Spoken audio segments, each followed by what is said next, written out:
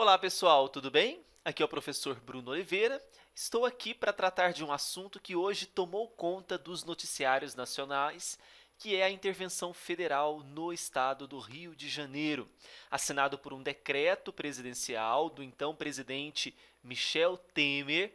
O objetivo desse vídeo é esmiuçar, desvendar esse mistério do conceito de intervenção federal aplicado ao caso concreto do estado do Rio de Janeiro. O capítulo na nossa Constituição, tão deixado de lado, até mesmo pelas provas de concursos públicos, é o capítulo sobre intervenção federal, que a partir de hoje muda, abre-se as portas e as possibilidades de cobrar esse assunto nas futuras provas de concursos públicos. Então nós precisamos entender o que vem a ser a intervenção federal. Já não é novidade que o estado do Rio de Janeiro está numa situação, principalmente a cidade do Rio de Janeiro, está numa situação caótica de segurança pública, de uma forma descontrolada, onde nem mesmo a própria segurança pública do estado do Rio consegue gerenciar todo esse processo, causando aí males a toda a sociedade do Rio de Janeiro. Bem, uma das possibilidades previstas de intervenção federal, e cuidado, não confunda, e os noticiários têm trazido isso, intervenção federal com intervenção militar.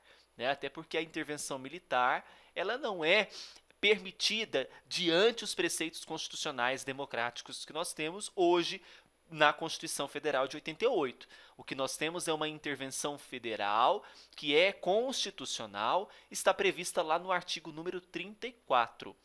De antemão, eu trago um conceito para vocês de direito de intervenção federal como um mecanismo, uma medida excepcional. É tão excepcional que desde a Constituição Federal de 88, neste ano de 2018, é um momento único. Tivemos algumas situações isoladas, mas da forma como está acontecendo, é um momento único de praticidade desse artigo número 34. Então, trata-se a intervenção federal de um mecanismo excepcional, objetivando manter a integridade dos princípios constitucionais. Aí o artigo número 34 coloca como regra que a União ela não vai intervir nos estados nem no Distrito Federal, exceto para... Aí nós temos, se você observar o rol do artigo 34, temos uma série de incisos de possibilidades de intervenção federal. São 7 incisos.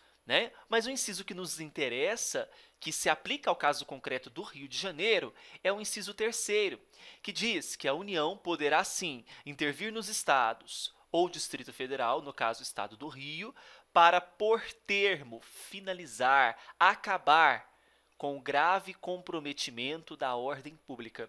E isso está nos objetivos do decreto.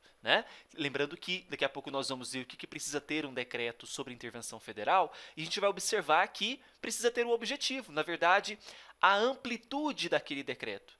E, por termo ao grave comprometimento da ordem pública, é o seu principal objetivo nesse decreto. Aí eu coloquei uma observação aqui que não é qualquer tumulto que justifica, óbvio, nas condições que o estado do Rio se encontra hoje, em termos de segurança pública, não é um tumulto qualquer. A gente sabe disso a partir dos noticiários e da realidade vivida no estado do Rio. Além disso, o inciso 7º ele trata sobre assegurar a observância dos princípios constitucionais. Aí são princípios sensíveis, nós temos ali 5 incisos, mas a linha B, na verdade 5 alíneas, a linha B do inciso 7 me chamou a atenção, que é os direitos da pessoa humana. Existem modalidades de intervenção federal.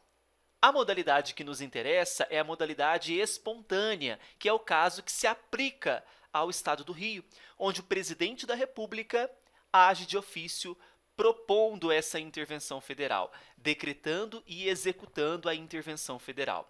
Então, a espontânea, ela se aplica aos incisos 1º, se você observar o inciso 1º, manter a integridade nacional. O segundo, que é repelir invasão estrangeira ou de uma unidade da federação em outra, não é o caso. A terceira, o terceiro inciso, que é o caso específico, que é, por termo, a grave comprometimento da ordem pública.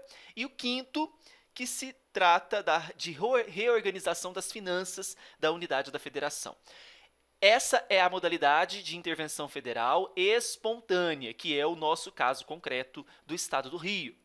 Também existe a por solicitação, que é a hipótese do inciso 4º do artigo 34. O inciso 4º, garantir o livre exercício de qualquer dos poderes da unidade da federação. Então, um dos poderes solicita uma intervenção federal. Por requisição, uma coação sofrida pelo Poder Judiciário ou desobediência de ordem ou decisão judicial, não é o caso concreto do Rio, e provocada dependente de provimento de representação, que é o artigo 34, inciso 7º. O 7º fala: assegurar a observância dos princípios constitucionais. Aí nós temos ali 5 alíneas. O que nos interessa é essa modalidade de intervenção federal espontânea, que é competência do presidente da República, daqui a pouco nós vamos observar na própria Constituição, decretar e executar a intervenção federal, não é?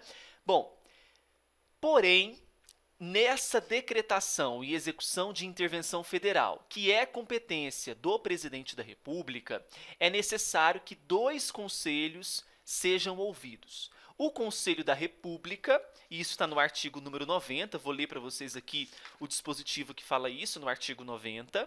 Veja, compete ao Conselho da República pronunciar-se sobre, inciso 1º, intervenção federal, estado de defesa e estado de sítio. Então, o Conselho da República ele é ouvido. O que é esse Conselho da República? Veja o 89. Órgão superior de consulta do presidente. O Conselho de Defesa Nacional, lá no 91, veja só, o que prevê o 91?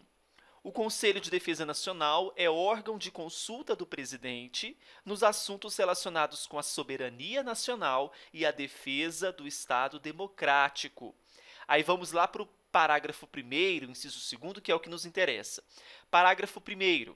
Compete ao Conselho de Defesa Nacional opinar sobre a decretação do estado de defesa, do estado de sítio e da intervenção federal. Então, resumindo, essa competência de decretar e executar intervenção federal é do presidente da República.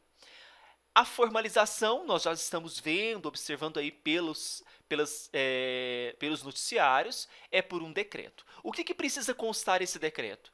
A amplitude, né? Então, qual que é o caso previsto para que haja esse decreto de intervenção federal? No caso do Rio, foi justamente para pôr termo à questão da segurança pública que está caótica. O prazo, precisa constar um prazo. E consta um prazo no decreto do Estado do Rio? Sim, até o dia 31 de dezembro de 2018. Condições de execução. Então, nós vamos ter o afastamento da autoridade responsável pela segurança pública, que no caso foi o Roberto Sá, que foi afastado, né?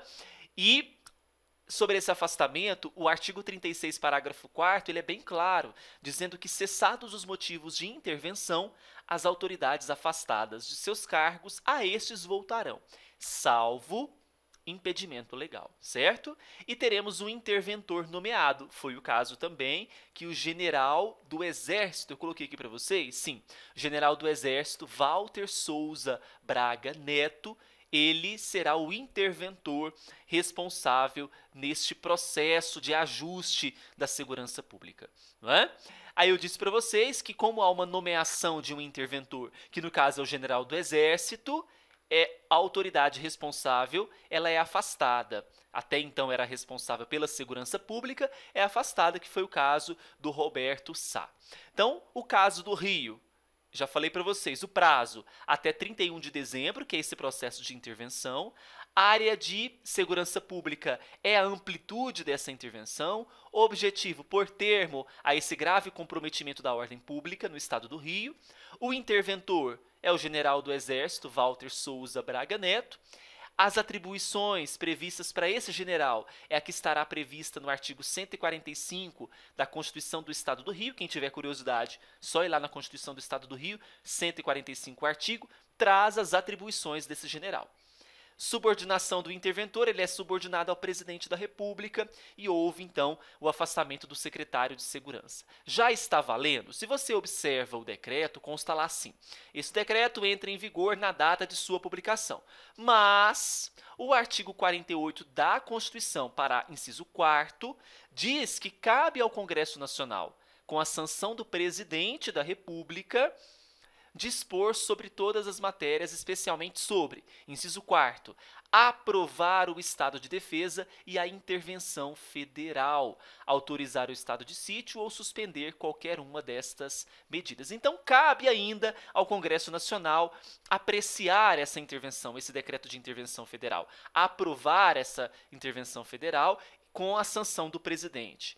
Veja, neste caso, como foi proposto pelo próprio presidente e cabe a apreciação do Congresso, como que faz? Hoje é sexta-feira. Então, cabe, conforme prevê o artigo 57, uma convocação extraordinária do Congresso Nacional para que haja a apreciação desse caso de intervenção. Olha o que prevê o 57, parágrafo 6º, inciso 1º. A convocação extraordinária do Congresso Nacional far-se-á pelo presidente do Senado, em caso de decretação de estado de defesa ou de intervenção federal, de pedido de autorização para a decretação de estado de sítio e para o compromisso e a posse do presidente e vice. O caso que se aplica, então, o presidente do Senado Federal convocará uma reunião extraordinária, uma sessão extraordinária que deverá acontecer na semana que vem, no início da semana que vem, para que haja, então, a apreciação dessa intervenção federal. Ok?